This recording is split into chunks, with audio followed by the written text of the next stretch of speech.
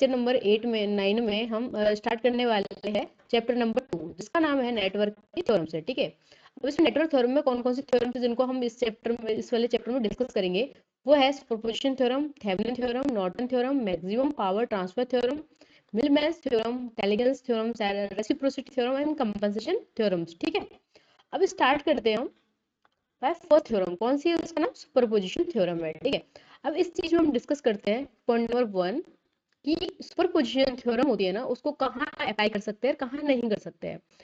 It apply only linear and bilateral elements के लिए। मतलब ये है कि ये वाला सुपरपोजिशन थ्योरम है वो नॉन लीनियर के लिए एप्लीकेबल नहीं होती है। ठीक है, और ये किस में होते हैं? बायलैटरल में। बायलैटरल एलिमेंट कौन कौन से होते हैं? आर, एल एंड सी, जिसमें अपन क्या यूज कर सकते हैं? Superposition theorem. ठीक है, point number 1 clear. Point number 2 देखते हैं। Superposition theorem is applicable for voltage and current calculation but not for power. Power calculation के लिए एप्लीकेबल नहीं होती है। ठीक है, तो मतलब ये है कि सेकंड पॉइंट ये है हमारे पास कि जो हमारे पास ये है ना सुपरपोजिशन थ्योरम, इसका यूज मतलब superposition is applicable for voltage and current के लिए, बट ये करंट कैलकुलेशन के यूज कर सकते हैं, बट इसमें पावर कैलकुलेशन का यूज नहीं होता। ठीक है, अब थर्ड पॉइंट है हमारे पास, superposition theorem is not use in the circuit which has only dependent source. अगर सुपरपोजिशन थ्योरम में कोई भी जो अपन सर्किट ले रहा है ना, उसमें क्या है? डिपेंडेंट सोर्स है, कि जैसे कि करंट डिपेंडेंट हो, वो कंट्रोलिंग सोर्स होते हैं ना वो वाले, तो ये करंट डिपेंड या वोल्टेज डिपेंड, अगर वो वाले है तो कोई भी डिपेंडेंट सोर्स है उसमें, तो ये सुपरपोजिशन थ्योरम को यूज नहीं कर सकते, मतलब वहां पे वो वैलिड नहीं होती है कंडीशन। क्योंकि क्वेश्चन जो एमसीक्यू आएंगे ना, उसमें ऐसे दे दिया कि हमें एक कि क्वेश्चन पूछा गया कि क्या ये डिपेंडेंट मतलब इंडिपेंडेंट सोर्स के लिए वैलिड है या नहीं है, तो ये डिपेंडेंट सोर्स के लिए वैलिड नहीं होता है। ठीक है, अब हम नेक्स्ट देखते हैं, इट अप्लाई व्हेन टू और more than two active element. मतलब ये कि जो हमारे पास दो या दो से अधिक एक्टिव एलिमेंट प्रेजेंट होते हैं, जैसे कि it apply when two and more than two active element कौन से? वोल्टेज सोर्स या करंट सोर्स। ठीक है, आर प्रेजेंट। अगर हमारे पास एक्टिव और एक्टिव सोर्स कौन कौन से करंट है, ये मोर देन टू, दो से अधिक है, टू मोर देन टू, मतलब टू है, थ्री है, मतलब एक से ज्यादा है, कोई कितने भी हो, तो तब हम कौन सा यूज कर सकते हैं? सुपरपोजिशन का थ्योरम का यूज। ठीक है, और एट ए टाइम इस थ्योरम में एक जो काफी इंपॉर्टेंट पॉइंट है, एट ए टाइम जब हम यूज करेंगे किसी भी एलिमेंट के अक्रॉस वोल्टेज निकालना कैलकुलेशन या करंट की कैलकुलेशन, तो एट दैट टाइम ओनली एक ही सोर्स को एक्टिव रखेंगे, जो अदर सोर्स होंगे ना उनको क्या कर देंगे? डीएक्टिवेट कर देंगे। अगर हमारे पास वोल्टेज सोर्स है अदर सोर्स में, तो ये हो जाता है शॉर्ट सर्किट में, और अगर हमारे पास करंट है अदर सोर्स में, तो हो जाता है ओपन सर्किट में। ठीक है, but response in any element is equal to algebraic sum of the response caused by individual source acting alone। मतलब ये कि हमारे पास इसका एग्जांपल यहाँ पर और देते हैं, तो टेकन करंट सोर्स, अगर हमने पास जो मतलब थ्री सोर्स थे हमारे पास, ठीक है, दो वोल्टेज सोर्स थे, एक करंट सोर्स था। अगर हमारे पास करंट सोर्स, हमने कोई भी करंट सोर्स हमने एक वो ले लिया, क्या बोले कि करंट सोर्स को हमने यूज कर लिया, और हमारे पास जो कौन सा सोर्स बचे लास्ट में? वोल्टेज सोर्स, उनको क्या कर देंगे? वोल्टेज सोर्स को शॉर्ट सर्किट कर देंगे। एंड करंट सोर्स लेंगे, अगर करंट सोर्स लेंगे हम, वोल्टेज सोर्स लेंगे, तो करंट सोर्स को क्या कर देंगे? ओपन सर्किट कर देंगे। ठीक, ये दो कंडीशंस है। अब इस चीज को हम एग्जांपल से एक बार समझते हैं। ठीक है, कि एग्जांपल में इसमें क्या बोला है, जैसे कि हमारे पास जैसे एक डायग्राम है ये वाला,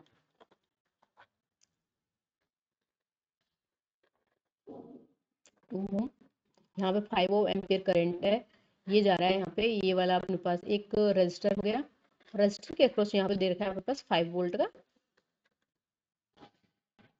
वोल्टेज। एंड यहाँ पूछा है इसने कि ये जो टर्मिनल है ना यहाँ 2 ओम का, यहाँ पे ए एंड बी, इस टर्मिनल के अक्रॉस हमको निकालना है इस वाले में कि इस वाली लाइन में कितना करंट जा रहा है। ठीक है, इस वाले करंट इसमें कितना करंट जा रहा है। ठीक है, तो इसके करंट को कैसे मेजर कर सकते हैं?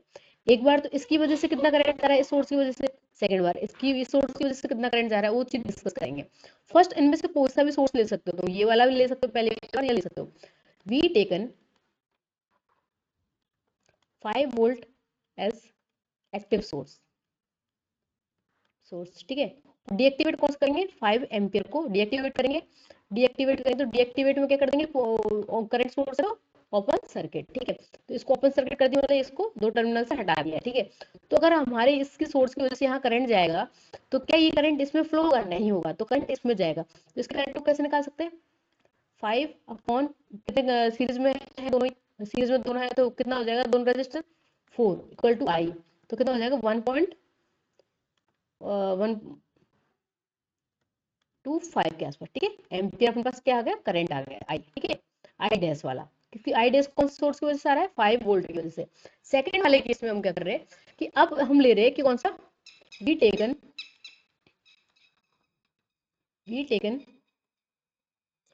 5 ampere, taken as 5 ampere as active and 5 volt को कैसे डीएक्टिवेट कर देंगे, ठीक है। तो डीएक्टिवेट मतलब शॉर्ट सर्किट कर देंगे इसको शॉर्ट कर दिया यहाँ पे, और ये अपना सोर्स बच गया, ठीक है। अब 2 एम्पियर इधर है, 2 एम्पियर यहाँ पे, तो करंट डिवीजन लगा, करंट डिवीजन मतलब इसमें अपन करंट निकालना है, तो उसकी करंट को कैसे निकाल सकते हैं अपन? I double dash equal to 2 मतलब ये वाला 2 इसके अपोजिट वाले लेते हैं ना, तो कोई भी जिस टर्म ले लेना उसके अक्रॉस फॉर्मूला 2/2 + 2 मल्टीप्लिकेशन 5, तो ये हो जाएगा कितना हो जाएगा 2/4 * 5, 2 से गया, कितना हो जाएगा 2.5 एम्पियर। अब आपको उसके अक्रॉस पूछा ना, इस टर्मिनल के अक्रॉस इसमें कितना करंट फ्लो हो रहा है, तो इसमें फ्लो हो रहा है I dash plus I double dash, मतलब दोनों के सोर्स के कोई भी करंट आ रहा है वो ऐड कर देंगे, 1.25 प्लस 2.5 दोनों को ऐड करके जो आया वो है 5 7.3 एम्पियर, ठीक है। आपके पास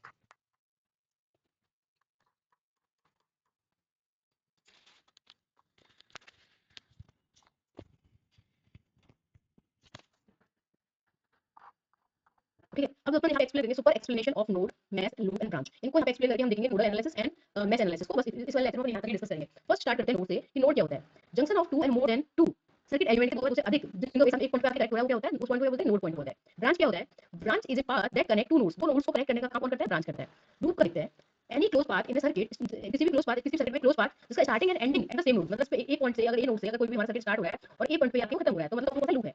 तो any close path in a circuit starting and ending at the same node without passing through any node more than once. मतलब ये ऐसा नहीं है कि नोड मतलब इसको लूप नहीं बोलेंगे, एक नोड यहाँ था एक नोड था, मतलब इधर गया वापस पे आया तो ये तो सेम मतलब लूप बोलेगा नहीं, मतलब ये एक नोड को सिर्फ एक बार ही क्रॉस करना चाहिए, डबल बार क्रॉस नहीं करना चाहिए, ठीक है। तो कंडीशन हम बात देखते हैं मैश। मैश क्या होती है? Mesh is the smallest part of loop. Loop को ही मैश बोलते हैं, बट इसमें क्या है कि लूप में तो क्या है और भी छोटी मैसेज इंक्लूड कर सकते हैं होती है, बट मैश में कोई भी मैश के अंदर कोई भी छोटा है और उसको और स्मॉलेस्ट है उसको छोड़ नहीं सकते। जैसे कि यहाँ पे देखो, ये आपके पास एक लूप हो गया, दो लूप हो गया, तीन लूप, मतलब क्लोज लूप, जहाँ पे जैसे ये पॉइंट से स्टार्ट हुआ या घूम के एक पे आ गया, जैसे बी पॉइंट स्टार्ट हुआ घूम के बी पे आ गया, ये सी पॉइंट पे स्टार्ट हुआ सी पे वापस आ गया, ये वाला जो एक बड़ा लूप है वो यहाँ से गया वापस यहाँ पे ही आ गया, ठीक है। ये लूप है सारे। बट इसमें क्या है कि जैसे ये ए वाला ए है 2 है 3 है, ये मैश भी है, इसमें क्या मैश के कोई छोटा और पार्ट कर सकते हैं? नहीं कर सकते क्लोज पार्ट में, नहीं। तो ये छोटे छोटे ये मैश है, बट जो कंप्लीट बन रहा है ना, तो छोटे इनको लूप लूप होता है ना, लूप मैश हो सकता है, बट मैश कभी लूप हो ये जरूरी नहीं है, क्योंकि मैश के अंदर तो स्मॉलेस्ट पार्ट होता है, इसलिए, ठीक है। अब इस चीज को डिस्कस करते हैं। देखो फर्स्ट, जैसे कि आप नोट, जैसे कि ये एक एलिमेंट है नेटवर्क का, एक ये एलिमेंट है नेटवर्क का, तो ये यहाँ कनेक्ट हो रहा है, तो ये भी एक नोड है। ये वाली जगह पे एक एलिमेंट तेरा, एलिमेंट तेरा, एक एलिमेंट ये जहाँ कनेक्ट हो रहा है ये भी एक नोड है, यहाँ पे ये कनेक्ट हो रहा है ये भी एक नोड है, यहाँ पे दो कनेक्ट हो रहा है ये एक नोड है, ठीक है। ये सारी चीज नोड है। यहाँ पे देखो ये पोटेंशियल लेवल सबका क्या है? जीरो में कोई भी कनेक्ट हो सकता है नहीं, तो ये हो गए सारे नोड पॉइंट, ठीक है। दूसरा ब्रांच, ब्रांच क्या है? Branch is a path that connect two nodes. जैसे एक नोड ये रहा, एक नोड ये रहा, इन दोनों कनेक्ट करें इसको ब्रांच बोलेंगे, इसको यहाँ से कनेक्ट करें ये ब्रांच है, ये ब्रांच है, ये ब्रांच है, ये ब्रांच है, ये सब ब्रांचेस होगी, ठीक है। लूप अपने पास डिस्कस कर लिए, क्लोज पाथ वो स्टार्टिंग एंडिंग पर सेम होती है, वो ना लूप हो गया। मैश क्या है? Smallest part of the loop, loop का ही स्मॉलेस्ट पार्ट है जिसको और छोटा सेपरेट नहीं कर सकते, ठीक है। ये अब नेक्स्ट क्वेश्चन से इसको डिस्कस करेंगे, दोनों मेथड से फाइंड करना, mesh analysis and node analysis में, ठीक है। यहाँ पे क्वेश्चन रहता है इसमें दो बड़े सोर्स, एक तो 10 वोल्ट का है, एक 12 वोल्ट का है, और 2 ओम का एक रेजिस्टर है, यहाँ पे 4 ओम का है, इसके बीच में कनेक्ट कर दिया 3 ओम का एक रेजिस्टर, ठीक है। अब अपन यहाँ डिस्कस करेंगे कि नोडल के थ्रू अगर हमको इस सर्किट को सॉल्व करना है तो कौन-कौन सी स्टेप्स को फॉलो करेंगे। अगर इसी वाले सर्किट को हमें अगर मैश एनालिसिस के थ्रू सॉल्व करना है तो कौन-कौन सी स्टेप्स को फॉलो करना है, ठीक है। तो फर्स्ट अपन डिस्कस कर रहे हैं नोड को, कि नोड एनालिसिस के थ्रू अगर इसको सॉल्व करना है तो क्या करेंगे? Identify the node. पहले तो इसमें आइडेंटिफाई करेंगे नोड को, कि इसमें नोड कितने हैं। ये नोड है, बड़ी सिंपल नोड है, इसको यहाँ पे भी वैल्यू करेंगे। ये अब यहाँ पे देखो एक ये जारी करेंट, मतलब यहाँ से एक तो ये वाली ब्रांच आ रही है, एक ये ब्रांच है, एक ये ब्रांच, तीन ब्रांच एक पॉइंट पर मिल रही है, ठीक है। तो इसको ये क्या है? नोड है। यहाँ पे भी एक ब्रांच है, ये ब्रांच ये भी यहाँ तीन से बात मिल रही है, ये भी एक ब्रांच है, ठीक है। ये भी एक नोड है, ठीक है। अब यहाँ पे पहले तो अपन असाइन कर लिया, आइडेंटिफाई कर लिया नोड हमारे पास कितने मिल गए? दो नोड मिल गए, ठीक है। ठीक है, रेफरेंस नोड एट 0 2। अब यहाँ पे देख लीजिए हमें ये पॉइंट ये रेफरेंस वाला लेते हैं, ये वाला, तो इसको क्या कौन सा पोटेंशियल लेवल देते हैं? 0 पॉइंट का, ठीक है। 0 वोल्ट का इसको रेफरेंस पॉइंट बोलते हैं। तो क्या बोलते हैं? रेफरेंस पॉइंट, जो आप क्वेश्चन में देखेंगे। और उसके बाद right the KCL equation, Kirchhoff current law की इक्वेशंस को फॉलो करते हैं, इसको लिखना होगा यहाँ पे। तो किरचॉफ करंट की जो इक्वेशन कौन सी होती है? इनकमिंग करंट को किसके इक्वल करता है? आउटगोइंग करंट, ठीक है। अब देखिए करंट की जो डायरेक्शन है वो हमारे अकॉर्डिंग दे सकते हैं, उसमें हम कुछ भी नहीं, बट हाँ आप सॉल्व कर रहे हैं तो उसी जो हमने डायरेक्शन दी है उसके अकॉर्डिंग सॉल्व करें, उसमें ये नहीं कि अपने डायरेक्शन को तोड़ दीजिए बाद में सॉल्व करें, ठीक है। तो अगर इसकी डायरेक्शन आप ये माने तो ये कमी है, मतलब ये इस पॉइंट में कमी है, अगर इसको इधर माने तो इस पॉइंट में कमी है, ठीक है। और ये दोनों से क्या है? यहाँ पे जो थर्ड ब्रांच है उसमें क्या है? आउटगोइंग है, इससे निकल रही है, ठीक है। इस वाली पॉइंट से क्या कर रही है? निकल रही है,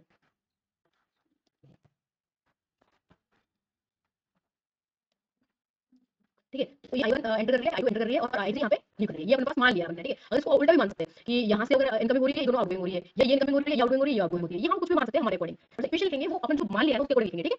अब देखते हैं, ठीक है। आपने ये मानी दो इनकमिंग हो रही है, I1 और I2 और I3 क्या कर रही है? लीव कर रही है, ठीक है। तो कैसे इक्वेशन इसके अकॉर्डिंग कैसे लिख देंगे और किसी इक्वेशन को सॉल्व करके हम क्या निकालेंगे? इसकी वैल्यूज, जो भी वोल्टेज है, करंट है, इन सब की वैल्यू, ओके। अब सेम चीज यहाँ पे हम देख रहे हैं कि मैश एनालिसिस को यूज करके identify the total of mesh, कितनी मैसेज बन रही है, कितने लूप बन रहे हैं, जिसमें कोई दूसरा लूप नहीं है, तो इतने यहाँ पे एक लूप और दो लूप, कितने लूप है? 2 लूप, ठीक है। Assign of the mesh current, mesh में जो करंट जा रहा है ना, कितना करंट वो उसको असाइन करो, I1 I2 यहाँ पे अपना असाइन करा, ऐसे ही करते हैं I1 और I2, ठीक है। उसके बाद develop the KVL equation of for each mesh. KVL equation develop करना, केवीएल जैसे कि अपने पास केसीएल होता है incoming current equal to outgoing current, same plus KVL होता है कि summation of the all voltage होते हैं यहाँ पे, इसका वोल्टेज ड्रॉप ये वोल्टेज उनको सपोज सम करके एज सम करके इक्वल टू किसके बराबर कर देंगे, 0 बराबर कर देंगे, ठीक है। केवीएल इक्वेशन और केवीएल इक्वेशन को सॉल्व करके हमारे पास जो आंसर आएगा वो आंसर आ जाएगा, ठीक है। अब हम डिस्कस करते हैं इसमें कि पहला एक मेथड लेते हैं नोडल एनालिसिस से, इसी क्वेश्चन को नोडल एनालिसिस की सारी वैल्यूज निकालेंगे। नोडल एनालिसिस, ठीक है। हमारे पास सर्किट है ये वाला 2 4 2 ओम 3 ओम 12 वोल्ट, ये 10 वोल्ट 12 वोल्ट ये होगा। अपन ने साइन कर दिया कि इसका असाइन करा फर्स्ट की रेफरेंस वोल्टेज ले ये हो पाया। यहां इस टर्न जो अपने पास पीरियड है ना, इसका वोल्टेज कितना साइन कर दिया, बी कर दिया। इस नोड पे कितना वोल्टेज है, बी, ठीक है। यहां का करंट है, इसलिए यहां से करंट आया, पता है इनकमिंग करंट है i1, यहां से करंट आ रहा है वो मान लिया है कि i2 करंट है, और इस तीसरे बनाते हैं वहां से आउटगोइंग हो रहा है i3।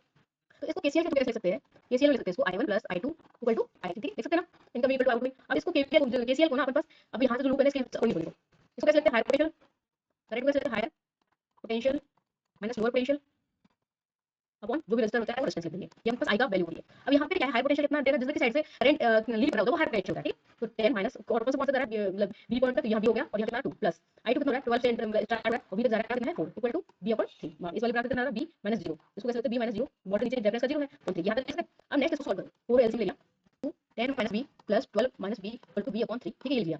तो इसको आउटपुट का सॉल्व करते हैं, 20 minus 2b plus 12 minus b equal to b upon 3 upon 4, ठीक है। अब इसको कैसे, ये इन दोनों को ऐड कर दो, ये कॉस्ट वैल्यू कितना आ जाएगा 32 minus 3b equal to b upon 3 और ये हो गया 4, इसको 3 को इधर क्रॉस मल्टीप्लाई कर दो 4 को इधर कर दिया तो कितना आ जाएगा 96 minus 9b equal to 4b, ये इधर जाएगा तो 96 इक्वल टू 13 भी हो जाएगा, b इक्वल टू कितना जाएगा, इनको 96 अपॉन 13 इसको सॉल्व करें तो 7.38, ठीक है। ये बड़े इसकी वैल्यू आ गई है, सॉल्व करके इसकी वैल्यू आ गई यहाँ की। अब यहाँ पे हम देख रहे हैं कि अगर लूप i1 की वैल्यू में ये लूप हमें i1 की वैल्यू निकालनी है, कैसे निकाल सकते हैं कि high potential i equal to i1 equal to high potential कितना था ये और कितना कहां से था b पोटेंशियल था और लो पोटेंशियल क्या है b अपॉन 2, तो अपने पास 10 यहाँ पे कितना 10 अभी वैल्यू दे 1.3 आई है, उसको पुट कर दो 1.2 तो कितना आएगा अपने पास इसकी वैल्यू 1.31 एम्पीयर, ठीक है।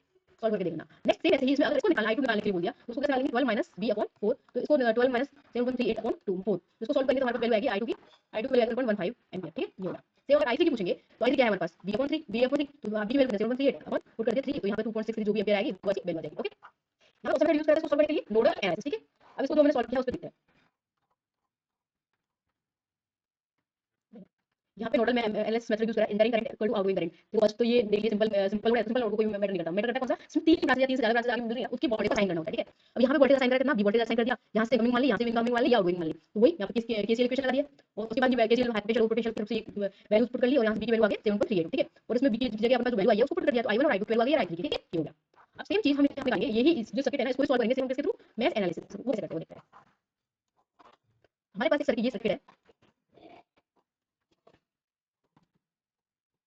10 वोल्ट 12 वोल्ट 3 2 4 ओम है ये ओम, ठीक है। तो फर्स्ट तो assign the mesh, number of mesh कितनी है, नंबर ऑफ मैश कितनी है यहाँ पे 2, ठीक है। वन मैश ये वन मैश ये इसमें करंट को असाइन करना है, तो इस वाले करंट को i1 बोल सकते हैं, इसकी डायरेक्शन ये वाली मान सकते हैं क्योंकि पहले अपन ने मांगी है ना जो इसकी करंट को पहले नोड में वो इधर मान ठीक है। अगर इसकी डायरेक्शन आप इधर मानेंगे तो उनकी जो है ना साइन है ना i1 करंट उनके चेंज हो जाएंगे, इसलिए हम जो पहले मानी थी उसको मान लिया, ठीक है, इधर मान लिया ये i2 हुई है और इसमें दोनों करंट कितना i3 जा रहा है, i3 कितना हो जाएगा, i3 दोनों एक साइड में जा रही है ना नोड में, i1 प्लस i2 के बराबर है i3, ठीक है।